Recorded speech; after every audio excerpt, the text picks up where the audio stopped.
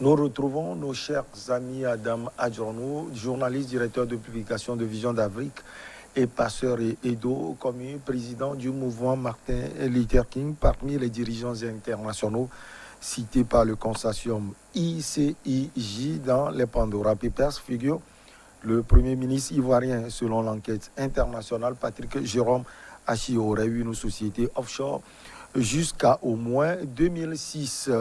Mais ce dernier dément tout acte ou bien action illicite à Damadron. Oui, vous savez, d'ailleurs même, c'est d'abord une très bonne chose que ces gens de concession puissent être agissants pour d'abord dissuader tous ces dirigeants-là ou ces hauts perchés-là qui sont toujours partants pour des actes déviants et parlant donc de la corruption dans le pays.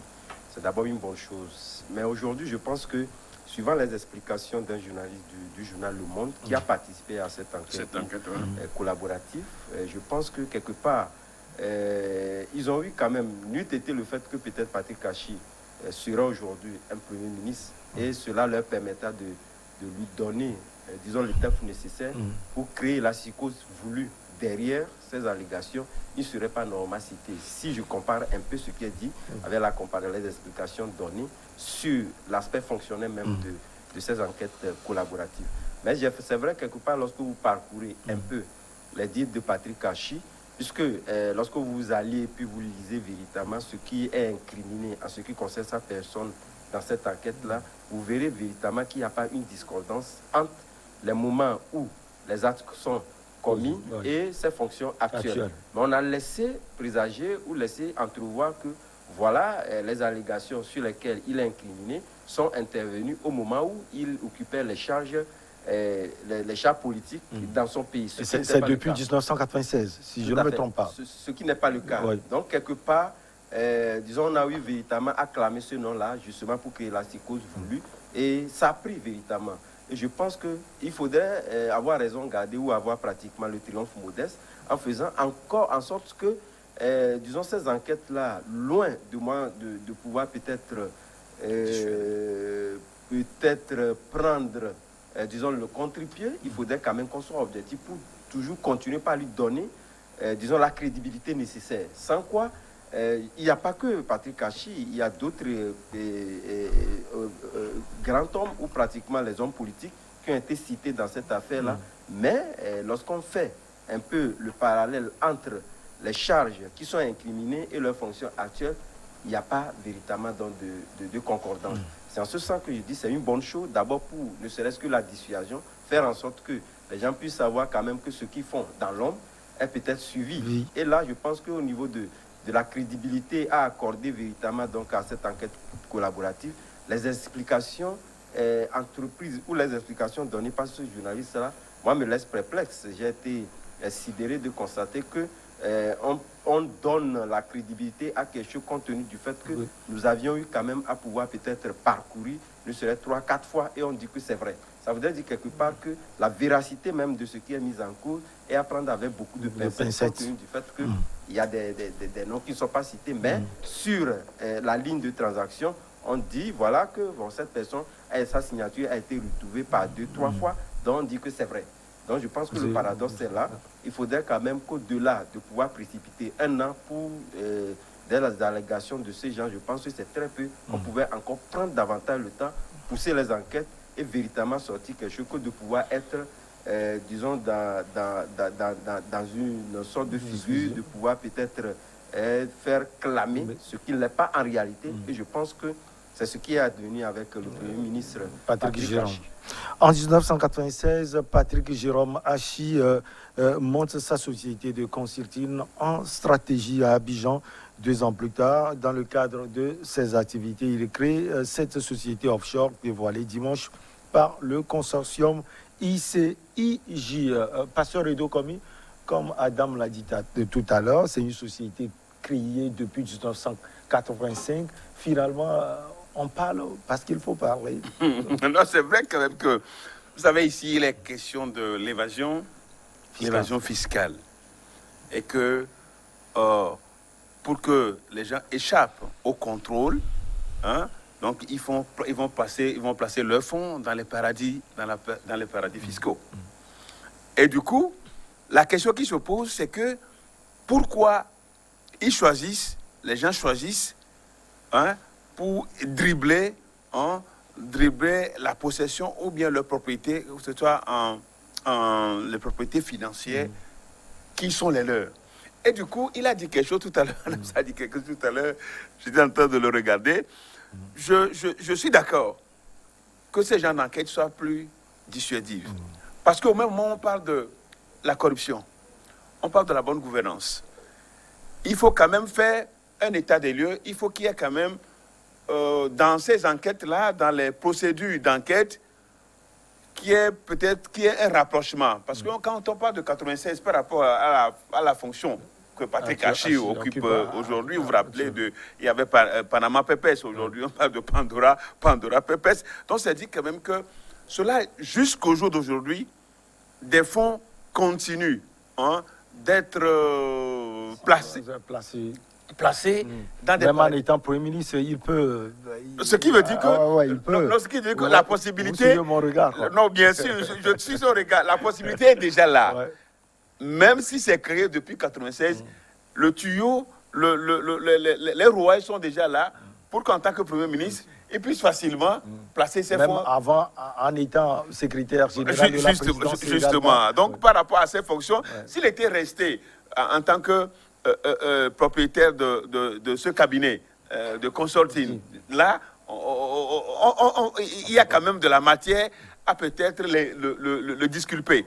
Mais maintenant qu'il a occupé des postes officiels, des postes d'État, jusqu'en étant Premier ministre, ben ça ne peut pas le dédouaner. L'argent de la Côte d'Ivoire, certainement, une partie aurait passé par là.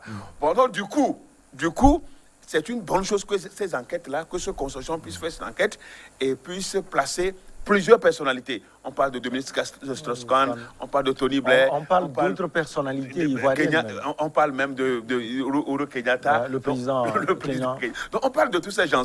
Donc c'est dire que la voie est toujours ouverte à l'évasion fiscale. Et du coup, vous savez ce que ça constitue? Ça rime avec la pauvreté de ces États. Et surtout que quand vous vous permettez de placer les fonds dans des paradis fiscaux, vous évitez quelque chose. Donc vous voulez dribbler, c'est une manière de dissimuler. Voilà, c'est une manière de dissimuler votre propriété, vos avoirs dans votre pays, que vous le placez dans les paradis fiscaux. Bon, donc, moi je crois quand même que cela va dissuader des gens qui se donnent à ce jeu. Mais il faut aussi savoir que le circuit est très fermé. Le circuit est très fermé et ce n'est pas ouvert à n'importe qui. Donc ces journalistes-là ont fait un travail quand même louable. Même s'il faut leur reprocher des choses, je crois quand même que c'est quelque chose qui est fait, qui peut quand même être su à titre dissuasif, faire peur aux gens que tout ce qu'ils font, tout ce qu'on fait dans les... Tout ce peut être suivi à tout moment. Peut être suivi à tout moment. Les Pandora Papers ne décèlent effectivement, Adam vous l'avez dit, ni mouvement, ni transaction, ni actifs liés à cette société cédée par le Premier ministre en 2006. Cela veut dire qu'il n'a pas de souci à se faire? Non, sur la question et au regard des charges qu'ils occupent actuellement, je pense que le Premier ministre Hachi n'a rien à se reprocher. Et je pense que c'est la justice qu'il a fait dans cette sortie publique pour renseigner l'opinion ivoirienne qui aujourd'hui, vous savez, la rigueur qu'entretient le président Alassane Ouattara concerne donc la gestion des finances du pays. Et je pense que jusqu'au jour d'aujourd'hui, il tient le bon bout.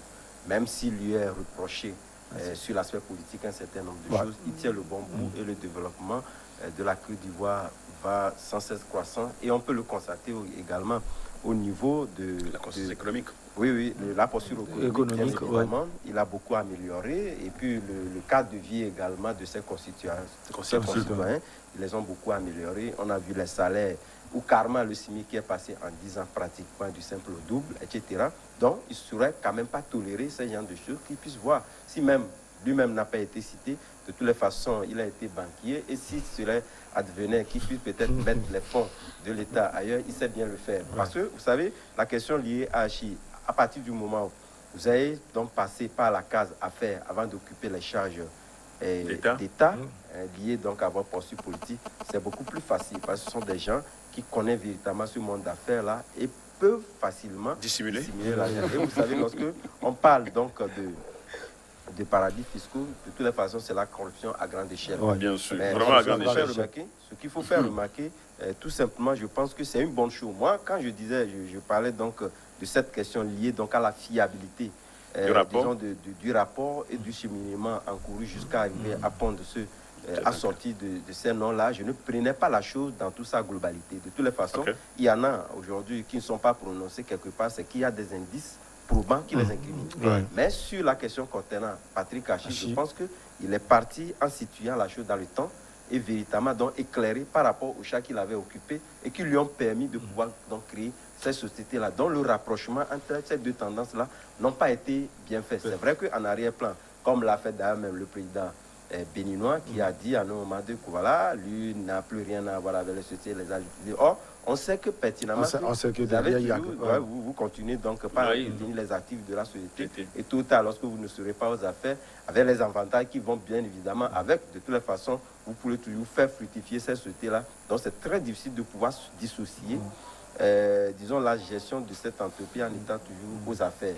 C'est en ce sens, quelque part, comme je le disais, que, quelque part, en citant le nom de Patrick Hachi, c'est véritablement du populisme qui était un peu exprimé. Pour lui donner on connaît aussi la classe politique ivoirienne. Tout à fait. Qui saute sur toutes les occasions possibles. Donc, la communication a bien marché jusqu'à ce point, puisque, quelque part, lorsque vous ratez la communication en ce sens-là, de toutes les façons, on vous collera tous les noms possibles. Ça se paye cash. Et à un moment où on commence déjà à pas sortir des profils, parce que déjà, lorsque vous lisez un peu l'interview accordée à Alassane Ouattara récemment, et dans Jeune Afrique, je pense que... Le prototype... Voilà, beaucoup de noms commencent déjà pas sortir, même si cela ne convainc pas. Il était pressenti avant les élections de 2020. De toute façon, aujourd'hui, il n'acceptera pas qu'il y ait donc... se mêler dans ces affaires-là qui vont venir peut-être discuter le fait qu'il ne soit... Alors, pasteur Edo Komi, le Premier ministre ivoirien, Patrick Jérôme Hachi, n'est pas la seule personnalité ivoirienne. Hein.